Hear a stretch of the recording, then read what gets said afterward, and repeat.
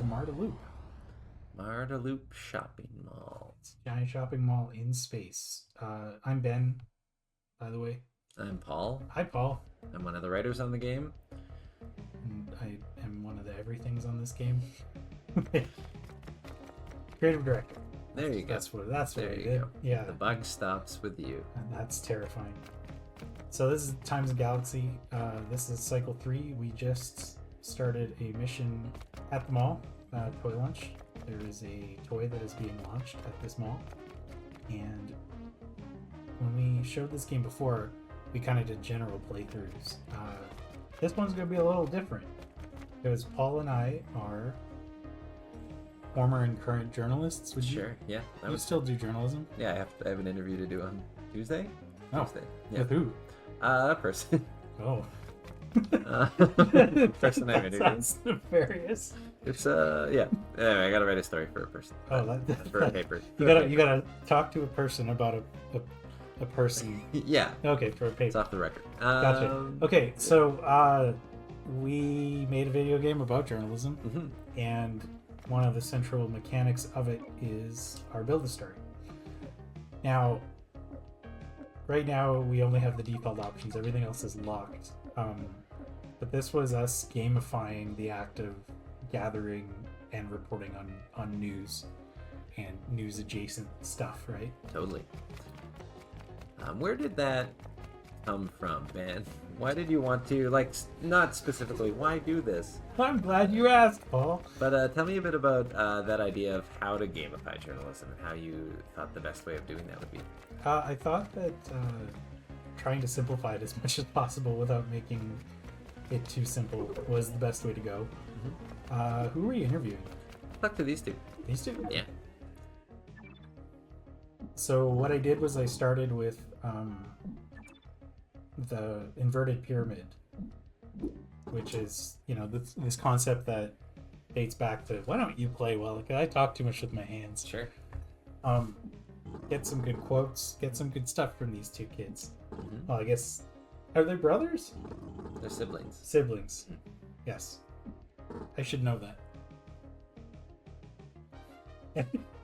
Anyway, yeah, so the inverted pyramid, the idea is that it goes way back to old school newspapers where the story you're writing, you organize it by the most important information at the top, and then as it gets further into the story, the information becomes less important, so that editors, when they're like, oh gosh, we got to get the story out right now, could just like lop off the final third of your story and it would still make sense. So I wanted to turn that into our build a story. I worked with our technical designer Andrew, who's also a very good just general game designer, and we gamified this concept. We took the lead, or first the headline, which is right at the top, then the lead, then the nut graph, which is a funny way of saying like why it matters in a story. In a nutshell. Break it, crack it open, you know, like a nut. Yeah, nut crap.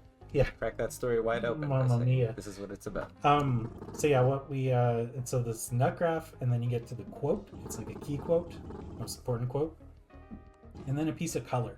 Now, obviously, stories tend to have more than one quote, more than one piece of color, sometimes more than one. Why it matters, but you know, we thought that this would kind of let the player really focus on building something that was simple, but not too simple. You know, it had to hit that kind of sweet spot because we're not making a simulator here. We're making a sim-esque game that's much more about engaging with this weird world and characters that we've created, and interviewing them and building stories is your job and the reason why you're doing all this. So as we're doing this, you're seeing in the top right corner little one sentence sort of lines come up. Those are sort of the pieces of information you're pulling from this. Once we're done this chat, we'll go into the build a story and take a look at some of those things we've learned and how they might shape our story. Because you're right, I find when I'm covering stuff, usually there is the overarching reason you're talking to that person, whether it's an event or a news a piece of breaking news or an announcement. But there's usually sort of other sort of like B plots that sort of hover in the ether that might find a way, that might be useful in your article, even if they're not the main focus of it. They might give you interesting background or a bit more insight, maybe not into the announcement or the event, but the people behind it or the reasoning behind it.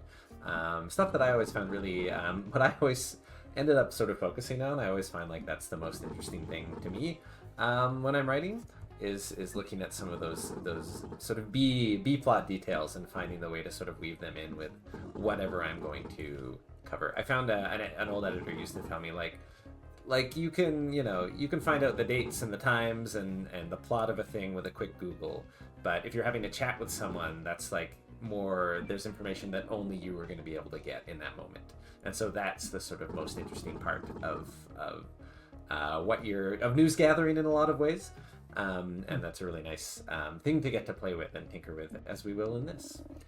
What I like about our setup for the game is that you play as an intern, so you're getting a lot of these stories that interns tend to get in real life when you're starting out, or you know, sort of fluffier stuff, things that aren't necessarily big news, or even you could say not news at all. They tend to be given to these junior reporters with kind of the message, go find something. I had an editor who said you should be able to write 10,000 words about a baseball card. I always think about that. Everything has a story. So our thinking was we would have these ridiculous situations in space, but you go in and you need to really dig up why it matters, and you can do it in so many different ways. Like, even if we look at just based on that one conversation, we now have 3 options for a headline. We have sort of that default, which is just that news, like, this is what's happening, popular toy is launching. And then we have something that's maybe a little more alien interest in this game, or sort of human interest, of just like the Silly Cube frenzy, like the vibe of like, look at this line, all these people are here gathered for this thing. And then you have the more sensational, like, dangerous toy gets second chance. So in that conversation you just had, you learned that the original Silly Cube was quite dangerous, quite flammable, among other things. And so this is sort of a very funny but third option, all of which are true takes on what you're gathering, but sort of depending on the sort of journalist you want to be, one of those might feel like they have more pull than others. A different angle, really. There's 3 that we broke it up into. You know, there's informational, which is your bread and butter. Well, not even the butter. It's just the bread. You know, it's the thing. It's serious. It's dry. It is probably good for you. And then there's, like you said, alien interest, which is the more kind of tug at the heartstrings or really engage the reader in a way that is not necessarily newsy, but like says something about society or people or the human condition. So you know, it's they make a lot of jokes about this in that one Simpsons episode about journalism, where it's like the old Union Pacific doesn't go by here much anymore. You know, this, like, it doesn't really matter, but it matters in a way. And then sensational, which is, you know, tabloids. It's really torquing it up, as we used to say. So you get to pick between all of these. Each piece of news, each like collectible to help build your story is mapped to one of these 3 angles. And depending on how you tell your story, you can do something that's kind of broad and varied, or you can really go in one direction. You can choose what to focus on. We haven't unlocked a lot of color yet. Right. There's a lot in this mission. Have we unlocked any color? No, just our timeless, neutral. One thing is certain: the Silly Cube is popular, and it is a toy. So that's the thing. If you're going for these lines in your story, you probably aren't going to get readers, and you're probably going to tank your reputation, which are the other 2 things you're balancing here. Some story elements will help your reputation, but readership will decline because it's boring. Others, it may be the opposite, where, you know, readers are so excited to read what you're writing, but it's not really of any news value, or it's really exploitative and stuff like that. So you really have to figure out how to either balance these things or really role play one type of journalist, one type of robot intern reporter. So that's the silly cube right there. Ominous. Cube impossible. The cube itself, it looks, well, silly, clearly. What is it though? What is it supposed to do? I like that. And yeah, even beyond just conversations, exploring your environment will also give you those details. Much like it would if you were a journalist doing something like this. You might notice things about literally the toy if it's presented, or just other things in the environment. The shifts impossibly into itself. For example, another source of details you can pull is here. We have a mode called Discovery Mode. Sometimes in a level you'll see that little eye cursor go up and you go into this screen, and then you get this sort of scan for further information. You love scanning. I love scanning. There's a cache I would in scan here. the world if I could. Actually, we could change that to bucks probably. Yeah, sure. Yeah, because that's what our in-game currency is, yeah. bucks, BUX. So what kind of journalist were you, or are you? Journalist were you? I feel like it's funny playing this game and thinking about those three sort of angles is really a bit of a litmus test. When original Silly Cube been checked away. I feel like I worked at an alt weekly newspaper, and specifically I ran the arts and film sections, and so I feel like I am very much like a human interest. Like I always wanted to sort of tell a story about the people we were working with or chatting with, and let that sort of color the event as we make. Because I would cover a lot of events, and because I was there for about 6 years, I would cover a lot of those events every year if they were something that was coming back. And so I found, yes, of course, the stories I'd write would include like, this is what's happening. But because it was an alt weekly, I had a bit more freedom in terms of structure, in terms of the inverted pyramid. But so I found myself drawn to interviewing, or my stories would often feature those sorts of color details about the interview or the person I was chatting with. What kind of journalist were you, Ben? The other two. Amazing. I was mostly a crime reporter at a newspaper, so it was mostly my job to go to crime scenes and interview cops and victims and victims' families, if the victims themselves were no longer alive. And I came to specialize in interviewing people that were going through traumatic periods in their life, because I worked really hard not to re-traumatize them. I got traumatized a lot with that job. I can imagine. But it was definitely a balance between, what happened. Right. And, crime reporting is sort of sensational in its center and its core, right? It's like, in fact, you were talking about a shocking or upsetting thing that's happening, and you were reporting on that. And I was constantly trying to figure out how to not just make that the point when I was crime reporting. I wanted to, really, I tried to bring in sort of a lot more human elements and talk not just about what happened, but who it happened to. And, I would often argue that like everybody was a baby once. Never judge anybody you're writing about. That's the judge and jury's job, right? Like, right, not the reporter's job. And so I really I would go to a scene. I would first walk around and see, what to see, and take any notes of what I could see, and then start talking to anybody who was sort of lingering around, because they might be connected to it. They might have seen something. You never know who's going to show up at a crime scene, honestly. Sure. And people would linger. People would just sort of like, whether or not they were directly involved, sometimes they would just be there. Yeah, and I mean, sometimes that was not an interview. Then I would just say, okay, cool. Sure, yeah. Yeah. Great, thank you. Because I wanted to talk to the people that could give me something that I wouldn't know or understand otherwise. Collecting information, right? Right.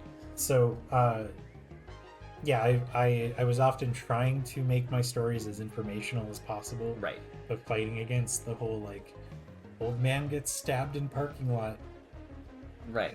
After his anniversary dinner with his wife, watching. Like that was an actual story that I covered, and that is what happened. And by its nature, it's sensational.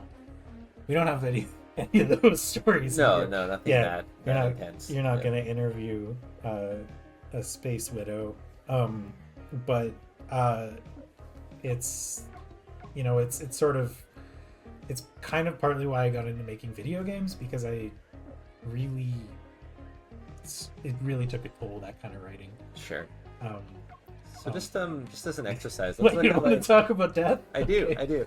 But as you're plunking around and build a story, make one that's like all sensational. Just show me what the full slate looks like, if we've gotten full sensational. I think we do. I think we have enough options. And then maybe flip it and see what it looks like if we have. Maybe. Do we have a sensational quote? Not yet. Oh, nope. No, not yet. We might though. Keep going. No.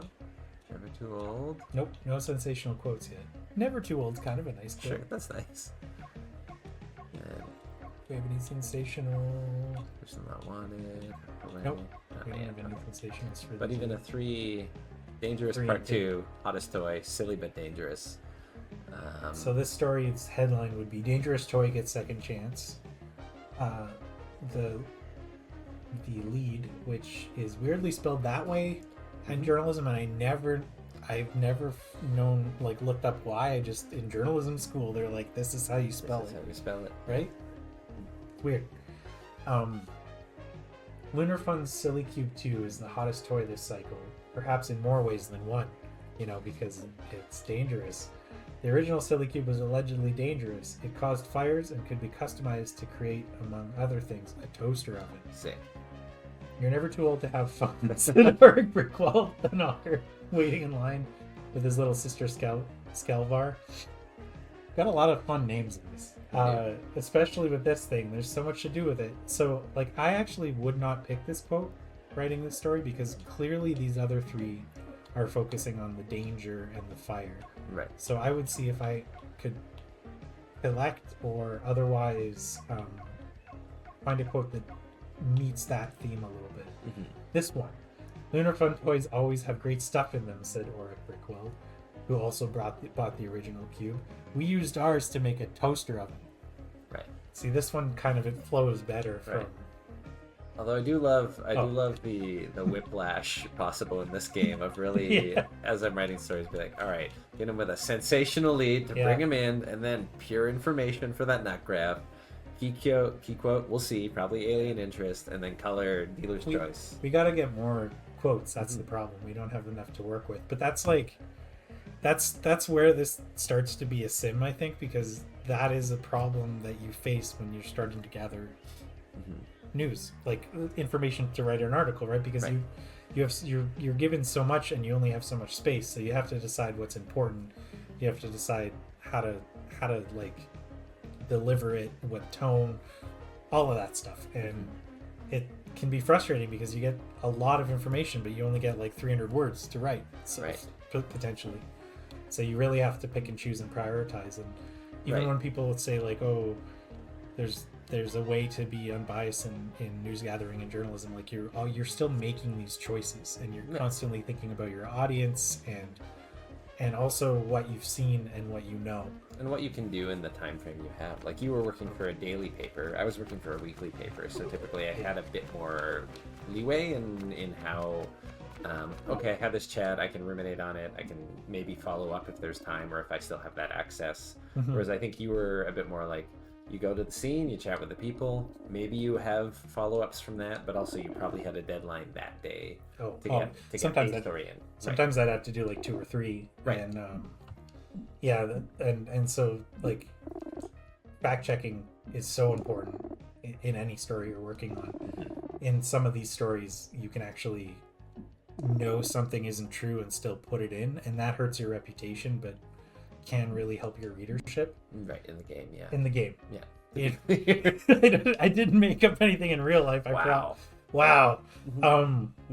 But I had an editor once who told me that they did when they were on internship, and I was like shocked, and they were like, but I needed to get that story. There's so much pressure. Wow. Yeah. And I was like, don't be telling me that. That's not the kind of corner cutting you want to hear about in the fifth estate. Yes, but you know, you can do it in the comfort of your own home. Why does it feel like we're selling this on like Home Shopping Network? But wait, there's more. There's a chat with Gubbo. Gubbo. Shout out to the writer of this level, Sonny Evans, who wrote so much of the game, but really made some incredible choices, especially characters like this, Gubbo, the junior reporter from Toy Boy magazine, who so another journalist, but from a very different angle. Yep. Who's really who sees this not as a toy, despite being within the target age for Sillycube, but this is their big break as a serious journalist. So this is like you wrote for an alt weekly, I wrote for a daily. Mm-hmm. This is an example of the enthusiast press, right? Where mm-hmm. it's like really focused on. I mean, games journalists are. I'm not going to say this as games journalists, but. Mm-hmm. You know, somebody who really focuses on right. a subject. A niche magazine. I have a copy of Sheep magazine. Sheep? It's like a farming magazine. About sheep? Yeah, it's about sheep. So that would be this equivalent. Who would bring a different angle to this than expertise? Yeah, really. Because like, you know, when you're a general reporter, you have to learn everything about what you're writing about that day. You know, if you're on a beat, like I was. Where you were, mm-hmm. you know, you get to be a little more, you get to speak about what you're doing with more authority because you've seen and reported on things similar in the past. Right. But when you're working for a publication that is specifically about the topic, then you really get laser focused on it, laser Cunningham focused. Hey, there you go, smooth. That's her last name. Yeah. Yes, I'm hyphenated. Yes, I'm aware. Yeah, I think I think it's also funny that there are some characters who pop up who it's like maybe this isn't for your story, but they are part of the greater sort of world of the game. Maybe there's quotes in there in some of them, but it's also just like leading into this mission. You run into Ursula for the first time. She's your editor-in-chief. Yeah, and she's like, I have an important meeting to get to. And then if you chose this mission and came here, it's like, wait a second. She's just in line for this toy. Because the other half of the game is really getting to know everybody you work with mm-hmm. in the news environment and all the weird characters who actually work as journalists. Mm-hmm. Just like... Yeah, I don't know. There's some real. It's a really interesting profession that I think attracts really interesting people. Like I'm sure the Journal did, the paper I worked You with. did, I'm sure. Yeah, had so many. R.I.P. So many. Yeah, no longer exists. That's true of many. Yeah. Many alt weeklies, sadly. Yeah. And like broadsheets as well. Yeah. This is in some ways like a utopian like fantasy science fiction because you know. We have a holopaper that is doing well that people actually still read, right? With a staff of more than 2 people, right? So yeah. Whereas the expertise or the resources to send people out to cover stories, interns. Yeah, they have 2 interns. 2. Yeah, but that was I don't know. I always loved. I never really did streeters like this. Really? Every so often. I thought everybody did a streeter or 2. I mean, I did some of the student newspaper years. We would do streeters. It's hard because I don't like bothering people. Like what I liked about my version of journalism was like it was usually quite scheduled. It was like I would like to interview you about the thing, and it's like yes, we have a reason to talk. But this where it's like let's go up to someone in line and just have a chat. My real personality can't handle that, and so I struggle with that sort of thing. But I do find it interesting, and sometimes it's like you get that really interesting like what's the buzz on the street sort of vibe from it. Yeah, I mean, sling it, slurp it. I definitely had to do a lot of streeters when I was an intern in my first year of reporting. It felt like every week they would send me out to talk to random people about an issue, and often because it was, you know, a broadsheet newspaper, they were serious issues, and those conversations are always uncomfortable. It helps, I think, to have any reason at all to specifically talk to somebody. Right. This one's a little bit better because these people are in line. Yes. For this story that you are reporting on. You know, I did a lot of like human interest stories on the side too sometimes. Yeah, you actually, I remember you had a video game blog within the paper's website. I did, and like I covered a lot of concerts. I covered U2 when they came to our city, Edmonton, here in Alberta, Canada. Yeah, never come here. Do it in the summer. Yeah, that's pretty. Anyway, U2 came here, and I stood in line I went through the line talking to people about why they're waiting like hours and hours to see U2. And you know, everybody had an interesting, or not everybody, but a lot of people had interesting stories about, you know, going to other U2 concerts or what U2 meant to them. But then once I got in, I was like, okay, well, I don't really have a good story. I just have a lot of people with like small anecdotes that I could put together into a story. Like, sure, yeah. Which, you know, if I had nothing else, I would have done. But then when I was in when I actually was like, when they let people in, I met somebody who had met Bono because he was walking on the side of the road in like BC, because they had like a. I remember that story. Did you write that? Yeah, I did. I didn't know that. I remember and that they were in the VIP section because they had been given tickets specifically because they had saved Bono from the rain, basically. Right. And like, Bono was a hitchhiker. Right. Yeah. Which is like what a hook for a story. Like you decide you're going to pick up this hitchhiker, and it turns out to be one of the biggest rock stars in the world. Yeah. In Vancouver of all places, right? But you know, that to me is a human interest story. That doesn't matter. Right. But people are gonna you remember that story. Right? Yeah, I remember. I was like, what a funny thing. I remember you told me once about, this wasn't about you, but it was a friend of yours, a friend journalist who was assigned to cover the Calgary Stampede, which is a big event here in Alberta. And they were told to just like find a new story, find some angle, and they looked around and they saw so many animals. There's lots of live animal events at the Calgary Stampede, and they decided to follow the trail of like what happens to all the poop. Like literally all these animals are pooping in this place that is a very public, there's so many people walking around. Like what is that? And like that's an interesting angle on, rather than just Calgary Stampede happens again. Yeah. And that was on his internship. Wow. And then he went on to be like an award-winning. He writes amazing stuff. I mean, that was an amazing article too. Totally. I didn't know I wanted to read about poop. Right. But you do, but everybody does. Yeah. Because everybody poops. What a scoop.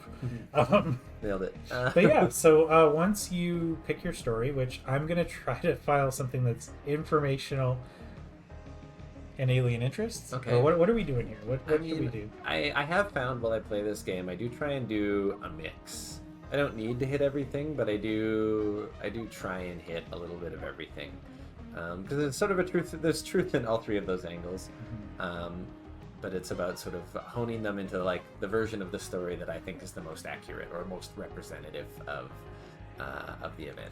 Sometimes I like to play it where I'm like, what is the most ridiculous story I can file, or the most incompetent, or the most like I role play a certain type of character. Jimmy here, I don't know what Jimmy is, whether Jimmy likes the sensational or not, but I do think that we have a lot of good quotes. What's here is like, I've talked to everybody.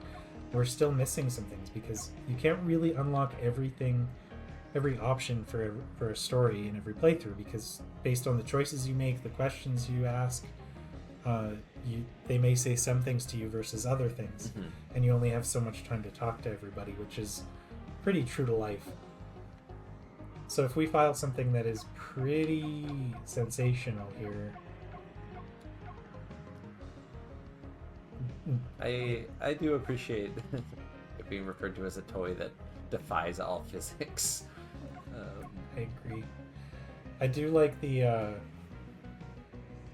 hot here. and then, you know, silly but dangerous. So that's our story. We can build it in real time, but also when you are ready, when you think you have everything you need, there's still more we could collect here, but when you have everything you think you need, you go to your ship, to the shuttle, and when you're ready to go, this comes up again. It remembers where you were, or what the things you picked. You could still change them.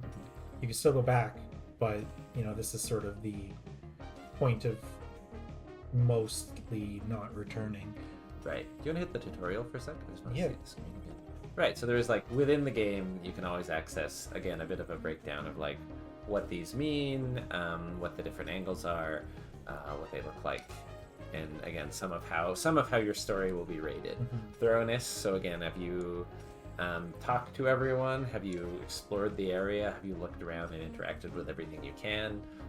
And then based on the story you file, again, your reputation and the readership of the paper may rise or fall, which will have sort of long-term effects in the game, depending on how things are going for the paper and also for you.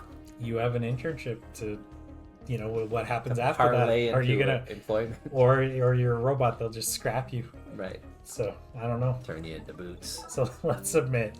So pretty we low weren't. on thoroughness. Yeah, I mean, 10's not that bad. Reputation and readership went way up. Yeah, so good story. Again, sensational, they like, but it wasn't so sensational that our readership dropped. It was all of the questions about the original Silly Cube, the Sunny Cube, were real things worth bringing up.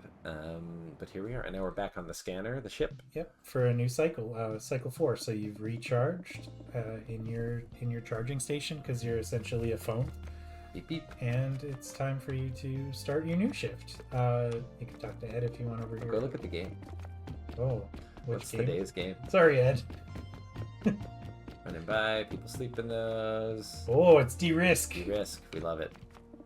It's de-risk, a game of de-escalating warfare. Start at the brink and work your way back to peace. Everybody wins when it's all put back in the box. That's true of a real risk as well. Yeah, we because it's a 17 cycle game, a challenge that Ben put upon the writing team was that anything you interact with needs a different or a different joke or a different interact every day. Water cooler bot.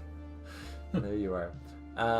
Yeah, and so when that came to the games table there, I haven't read that one yet. Oh, you haven't read that one? No. Water cooler bot is a figure of quiet misery in the corner. So yeah. here, Ursula now has a silly cube by her bunk here. She got one. Yeah. She was pretty far up that line. That makes sense. But if you didn't cover that story, that would now just be a question you have of where this came from. But yeah, the De-Risk, our amazing art team, then we ripped out a bunch of different games that might be So many here. games. And then they drew the boxes or them in play for all of them, which are such a delight every day in running or every cycle, going to see what today's game is. I love it. Now, because we're back on the ship and we were going to focus on, you know, the story builder. Mm-hmm. As you come back, you can go to your assignment editor and ask them, you know, what they thought of the last story that you filed or how you're doing, your performance-wise. People might change their opinions of you based on the types of reporting you're doing. And yeah, it definitely has an effect as you go through the game. Totally. To the point where, you know, you get to know at least one other reporter who works for a more tabloidy rag, and you know there's a lot of journalism in this game considering what else all the other things in it. So. Oh yeah, you should run to the archives real quick. I wrote so many fake news articles for this game. Okay. Yeah, you also get to know in terms of building a story. All of the major characters on this ship you can have an arc with. You know, if you chat with them, when you see them, you really get a sense of who they are, why they do this. Some you can romance, but you really get a sense to build that world. Puppies. Sense of it. Puppies, our goo dog, our sweet goo dog. We gotta pet puppies. Must. Puff piece perks up as you approach. I mean, no, You walk away from the clocky pets. cannot. I think you should say who's a good dog. It's a burbling happy sound, not like what I made. I seem to know what you mean. And hope they are the good dog of which you speak.